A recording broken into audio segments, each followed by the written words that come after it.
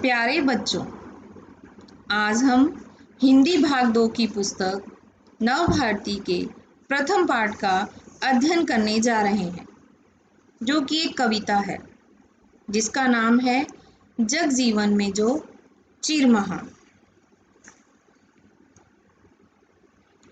कवि सुमित्रानंदन पंत ने यह कविता विश्व कल्याण की भावना से लिखी है। कवि ईश्वर से इस कविता के माध्यम से अच्छे मानवीय गुणों को पाने की कामना कर रहा है।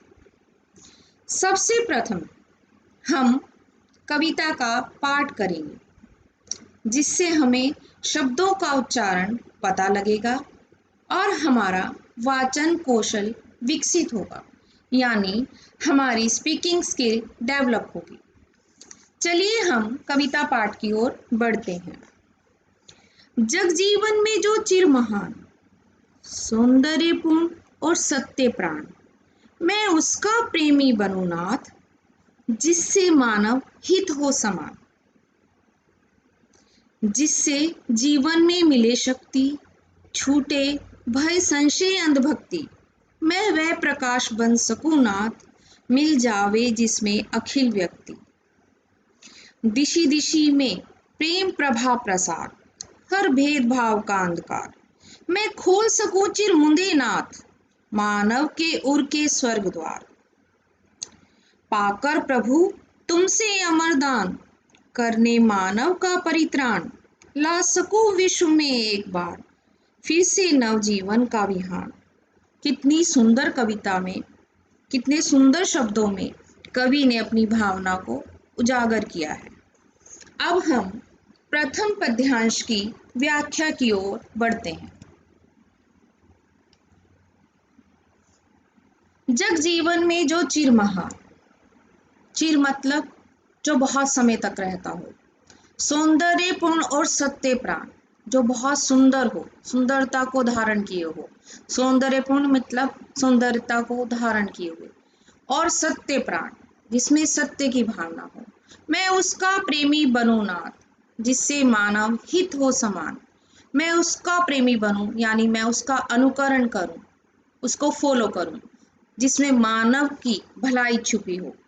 इन पंक्तियों में कवि ईश्वर से प्रार्थना कर रहा है, वह सदा सत्यपूर्ण, हितकारी यानी कल्याण चाहने वाले और मानव को समानता की दृष्टि से देखने वाला बनना चाहता है। भाव है कि जो व्यक्ति महान है, सत्य के गुणों से पूर्ण है, सदा दूसरों का कल्याण चाहते हैं, वह भी उनके जैसा बनना चाहता है, उनके जैसे गुणों को अपने जीवन में ढालना चाहता है। इसमें आप देखो दो चित्र दिखाई दे रहे हैं। ऊपर के चित्र में एक बालक दूसरे को पुस्तक देकर उसकी मदद कर रहा है, यहाँ सहयोग की भावना है। दूसरे चित्र में एक बंधु दूसरे से गले मिल रहा है, यहाँ प्रेम की भावना दिखाई दे रही है। इन पंक्तियों के द्वारा आप समझ सकते हैं कि कवि ईश्वर से इन दो मानवीय गुणों को यहाँ मांग रहा है। अब हम अपने दूसरे पैराग्राफ यानी द्वितीय पद्यांश की तरफ बढ़ते हैं।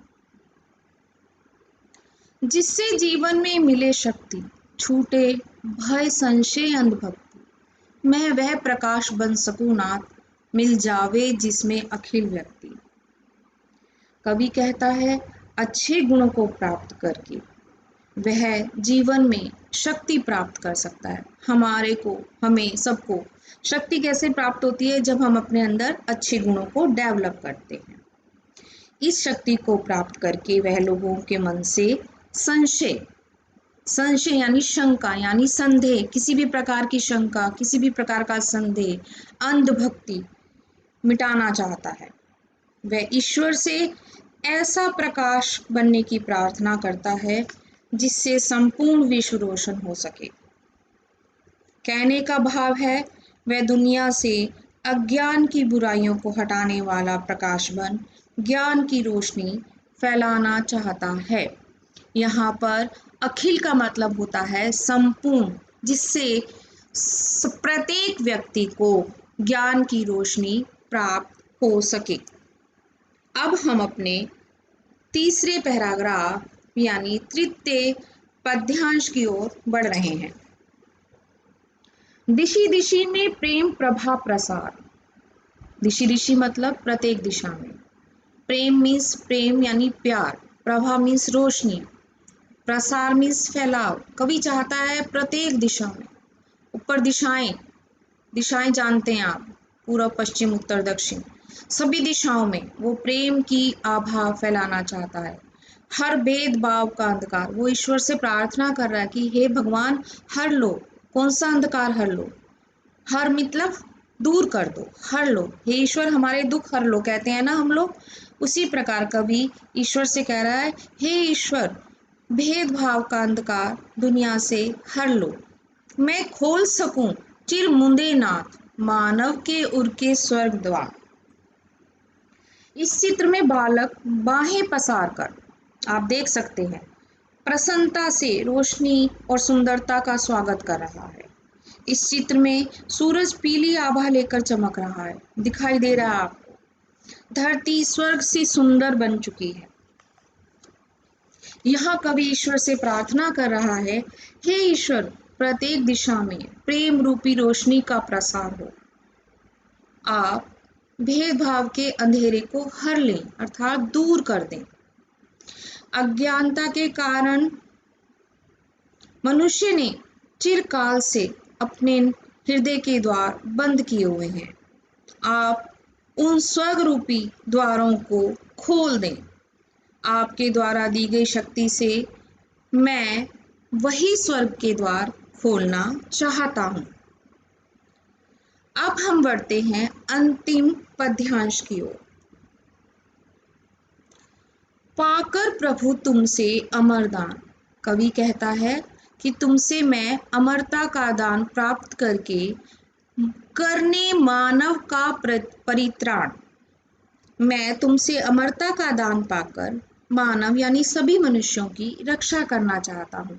यहाँ परित्राण शब्द का अर्थ है रक्षा करना। ला सकूं विश्व में एक बार फिर से नवजीवन का विहार, मुझ में इतनी शक्ति आ जाए, जब मैं अमरता का दान आपसे प्राप्त कर लूं तो मुझ में इतनी शक्ति आ जाए हे प्रभु कि मैं पूरे संसार में एक बार फिर से नए जीवन का सवेरा ला सकूं। कवि इस कविता में ईश्वर से शक्तियों को प्राप्त करना चाहता है। हमें भी ईश्वर से अच्छी शक्तियों को प्राप्त कर मानव के कल्याण की भावना को अपने जीवन में ढालना चाहिए। अब हम इस कविता की शिक्षा की ओर बढ़ते हैं।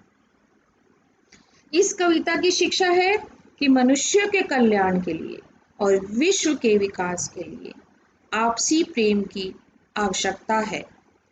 भय और शंका यानी डर और संदेह को मिटाना जरूरी है। ऊंच नीच व भेदभाव की बुराई को दूर कर हम मानवता का कल्याण कर सकते हैं और नए जीवन का सवेरा ला सकते हैं। धन्यवाद।